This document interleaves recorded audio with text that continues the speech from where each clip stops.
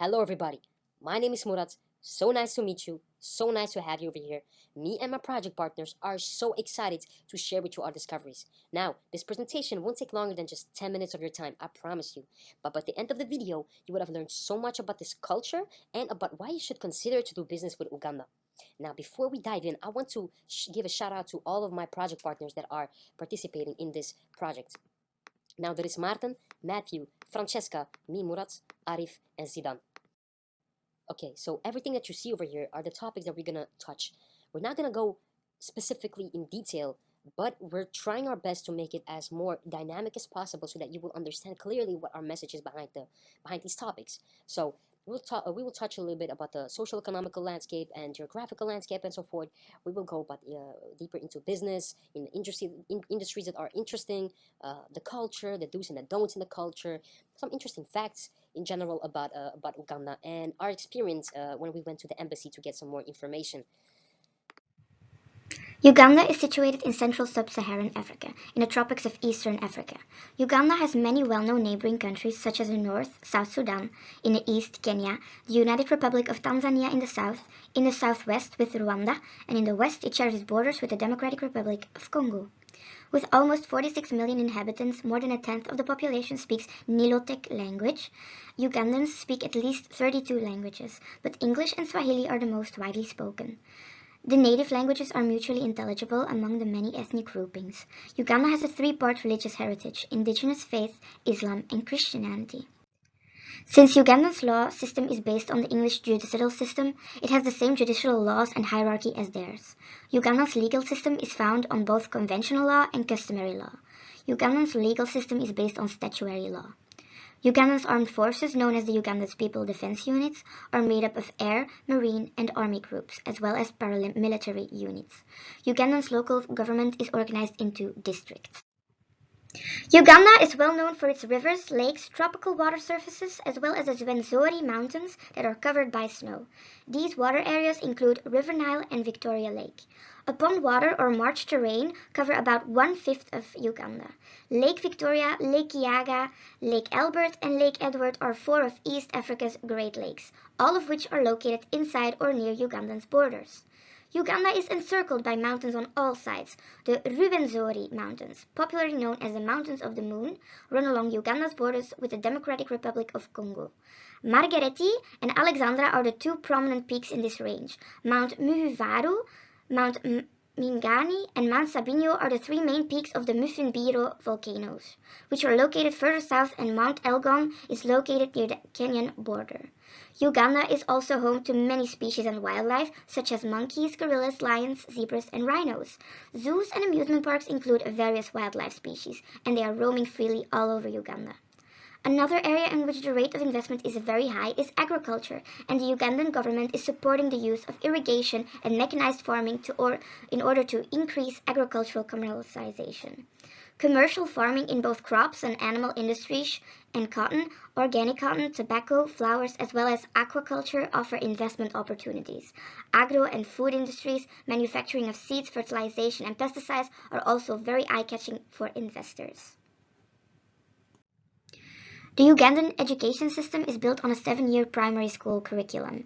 Primary schooling starts at the age of 6 and lasts for 7 years. Secondary education begins at the age of 13 and is divided into two parts: a 4-year segment and a 2-year section. Students who complete elementary school have the choice of enrolling in 4 years of lower secondary school or a 3-year technical school craft study.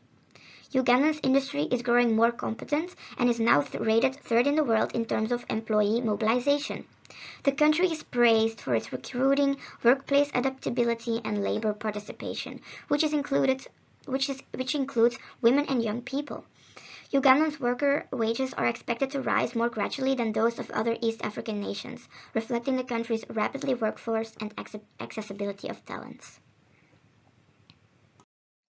When trying to measure how easy it is to start up a business in Uganda, we use 10 following variables. Now, these variables allowed us to compare different aspects of doing business in the different countries. The final number is going from 1 to 100, with 1 being the worst score and 100 being the best score. Now, when looking at the table, we can state that Uganda only scores a 71.4 out of 100, being the worst country in the entire sub-Saharan region. We can also see that there's quite a big gap between them and the other countries, all getting a score of around 80, and Rwanda even scoring a 93.7. We can thus conclude that they still have some catching up to do. Now, when really going into detail, we can clearly see that getting electricity is Uganda's biggest problem. Even the cost of getting the electricity is almost doubled compared to the sub-Saharan region. When you want to start up a business in Uganda, it is important what type of company you will want to construct. Now, there are three commonly used types, with the first one being a limited liability company.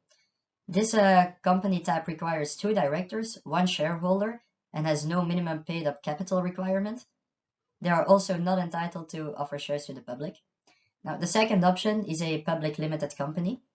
This company form also doesn't have a required minimum paid up capital, and it is entitled to offer shares to the public, but to complete incorporation, it needs two directors and at least five shareholders. Now, the last option is a branch office. This company type allows you to register as a foreign company, and it actually creates a new branch of the existing company, which allows you to trade in Uganda without setting up a complete new business. Now, to complete incorporation, you will of course have to fill in a lot of forms, but only costing you $162 in total, which is obviously very cheap.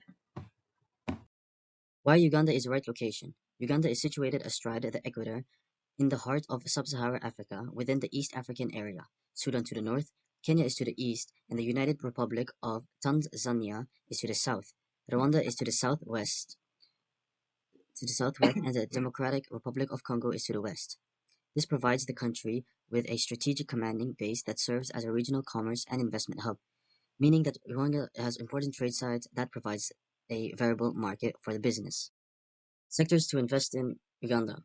Uganda has many opportunities. For example, if there would be more and greater investments done for processing more agricultural products, then Uganda would have the potential to be the food basket of the East African community and the Great Lakes area. They would be able to export processed food to the COMESA, also known as the Common Market of Eastern Southern Africa. The need to construct infrastructure projects in energy, oil, gas, also railways is increasing in demand. Um, gold, oil, salt, iron core, glass, sand, etc. are all rare earth elements among the underexploited minerals that are reserved in Uganda. Alright, so now let's elaborate a little bit more on cultures. So, global international trade does not only deal across international borders, but also across cultures. In international business, understanding the culture of others is very important because cultures influences the way people think, the way people behave, the way people communicate, and much more. It also affects the kind of business transactions that are made and the way they are made, especially. Some cultural aspects include language, dressing styles, greetings. Let's just mention a few of them. All right, so to get better insight of the culture of Uganda, we use the five-dimensional model of Geert Hofstede. The result demonstrates that Uganda is a low-power distance, a masculine, collectivist society with a relative high level of uncertainty avoidance, and a short-term orientation toward time. All right, so I want to elaborate a bit more on what my project partner Francesca said about the population. If you look at the left upper corner, you will notice that the population is growing year by year, and it's growing at a faster rate as well year by year. If you look at the graph just in your middle, you will notice that the population is really young. More than 70% of its population is under the age of 30. And if you look at the right upper corner, you will notice that more than 75% of its population live in rural areas and only 23% live in urban areas. Now, if you look at the bottom left corner, you will notice that the country is divided in 11 districts, and within the country, we counted more than 56 tribes. All right, and if you look just the graph just above that country graph, you will notice that there are a lot of different religions as well, and the majority of those religions are Christians, followed by Muslims. Now, all of these things that I just mentioned have a huge influence on culture, and each district, each age category have a different sort subculture within this community. You need to take that into account. Now we are going to talk about business etiquettes in Uganda, the do's and the don'ts. Do respect those people that might not be used to seeing white skin. Do make an effort to learn some Ugandan phrases. Do try some Ugandan food. Most Ugandans enjoy a good joke. Now the don'ts. Don't use your left hand when greeting people and when giving gifts to people. Don't show sentiments in public. Don't stare for long into people's eyes. Ugandans enjoy a good joke but try to avoid sarcasm. Short, tight, and revealing clothes should be avoided. It's rude. It is rude to directly point at people. Don't get mad if your partner or business partner, yeah, doesn't respect the deadline or time. Now, how business deals are negotiated in Uganda. First, greetings. It's a very important aspect because when enter into a conference, you always make sure you greet the elders first. Dressing is also important because it's good to always wear something formal like a suit. The use of titles like Mr., Mrs., Doctor, Professor is very important. Communication, time management, respect for hierarchy.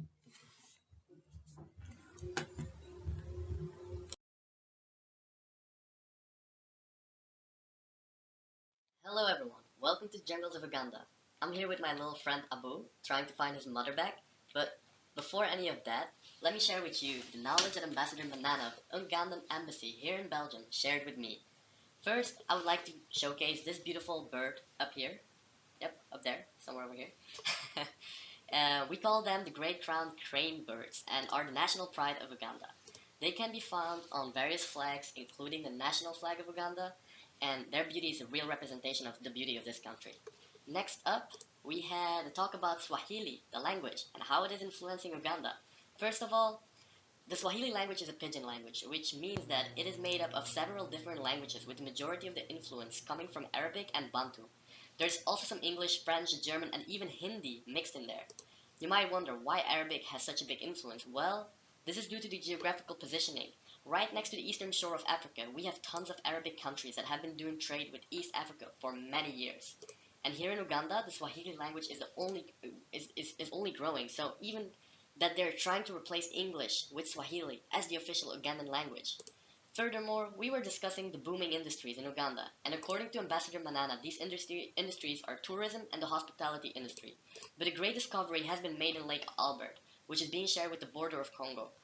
Oil reserves were found in that lake, which can also become a great contribution to the economy of Uganda. Some of the reserves will be shared with Congo, of course, but yeah. Furthermore, we have challenges and opportunities. Uganda has seen some horrible times, especially in the 1980s, when there was the Ugandan Bush War, which was a war between rebels and the government. According to Ambassador Manana, this was mainly due to communism and the Cold War. He claimed that after the fall of the Soviet Union, things got a lot better for Uganda. Everything went so much better that with the National Development Plan, Uganda is planning to become a mid-income country by 2040. This development plan is pretty similar to the development plan that Malaysia had for 2020. So, with this plan, what they do is they put projects in place, for example, to expand infrastructure. This plan with a deadline really helps you plan better and work towards achieving goals. And at last, I'd like to finish off with investing in Uganda. It should be very easy to do business in Uganda. There is a lot of freedom to it, but according to Ambassador Manana, this has a downside to it as well. A lot of foreign investors come to Uganda to make use of the cheap laborers and then repatriate profits. Because of this, the country can't really benefit from these foreign investments. And I asked the ambassador himself why Uganda doesn't implement a similar system to the one of Denmark, where businesses that contribute to the growth of Denmark's economy through expansion or other forms of growth benefit from a 0% tax rate. And when they would repatriate profits, they will get taxed, and heavily. So it's not that ideal. According to the ambassador, this has to do with power positioning. Denmark has this privilege by being an EU country and that is also first world. If Uganda were to implement a system like this, it would only lead to foreign investors to take their business elsewhere in Africa. Maybe United Africa could really switch things up. Anyways, thanks for listening. I will now find some gorillas and hopefully my little friend his mother back and leave you guys in good hands of my colleague. Thank you for listening. Bye. Thank you, Arif. So, guys, this was it. I really hope you learned something from it, that you gained awesome insights from this country. And we are hosting a Q&A session next week. And if you have some more questions, I look forward to see you there. Anyhow, guys, thank you very much. Me and my partners are so glad that you attended to this presentation. See you next time, hopefully.